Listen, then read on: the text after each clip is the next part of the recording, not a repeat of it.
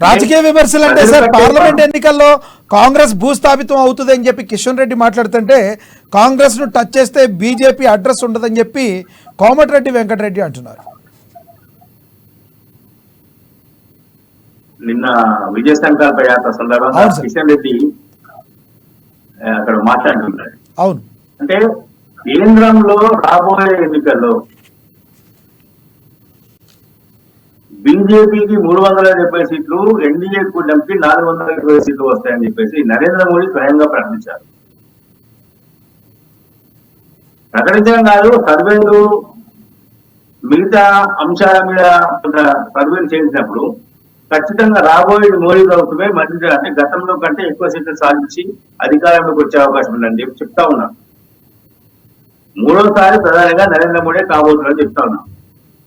ఆ కోణంలో ఉన్నప్పుడు వీళ్ళు కాంగ్రెస్ నాయకులు కొన్ని మోడీ మీద విమర్శలు చేయడం అంటే రాజకీయంగా ఇటు బీజేపీ చేస్తా ఉన్నది, అటు కాంగ్రెస్ చేస్తా ఉన్నది. విమర్శలు చేసుకోవడం అంటే ఆరోగ్యకరమైన విమర్శించడం మంచిది, ప్రజలకు కూడా మంచిది. చర్చ జరగాలి, రాజకీయ నాయకులు మాట్లాడడం చర్చ కాదు. అయితే మాట్లాడినంతము 300 సుమారుగా ఎన్డీఏ కూటమికి 410 సీట్లు వస్తే ఎన్డీఆర్ కూటమికి ఎన్ని రావాలి? మిగతా 140, 120 సీట్లు రావాలి. 549 సీట్లు. అంటే దీంట్లో మళ్ళీ ప్రాంతీయ పార్టీ చాలా ఉన్నాయి.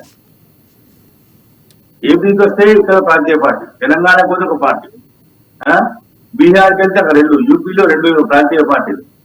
అంటే ప్రాంతీయ పార్టీ కానీ కాంగ్రెస్ పార్టీకి వచ్చేది మిగిలిన కొన్ని అనే కోణంలో కిషన్ రెడ్డి చెప్పారు. తెలంగాణ విషయంలో మాట్లాడుతూ ఖచ్చితంగా మేము 10 సీట్లు తెచ్చుకొని తిరుగుతున్నాం అని చెప్పారు. అయితే కిషన్ రెడ్డి మాట్లాడి బొందబెట్టడం దానికన్నా ప్రజలు ఎవరిని బొందబెట్టాలి, ఎప్పుడు బొందబెట్టాలి, ఎలా బొందబెట్టాలి అని చాలా బాగా తెలుసు.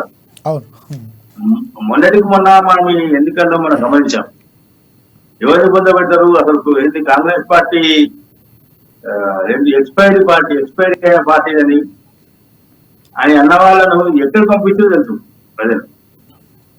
ఉన్నది కదా, మన ఎలక్షన్ చెప్పారు కదా, ఒక నాయకుడు కాంగ్రెస్ మీద నోరుకి ఇంట్రెస్ట్ మాట్లాడారు. ఏమైపోయింది? ఇప్పుడు ఆ నాయకుడు కూడా ఎంత అవుతుంది కదా. పార్టీల మధ్య చేసినప్పుడు దీన్ని కౌంటర్ గా చేస్తూ కోమటిరెడ్డి వెంకటరెడ్డి మంత్రి కూడా మాట్లాడారు. మీరు అనుకున్నంత ఈజీగా కాంగ్రెస్ పార్టీ లేదు, మీరు అనుకున్నంత బలహీనంగా కూడా లేదు కాంగ్రెస్ పార్టీ. కాబట్టి ఈ విధంగా వ్యాఖ్య చేయడం సరైన కాదు. కాంగ్రెస్ పార్టీని ముట్టుకుంటే మీ దడాకాదిస్తామని చెప్పారు.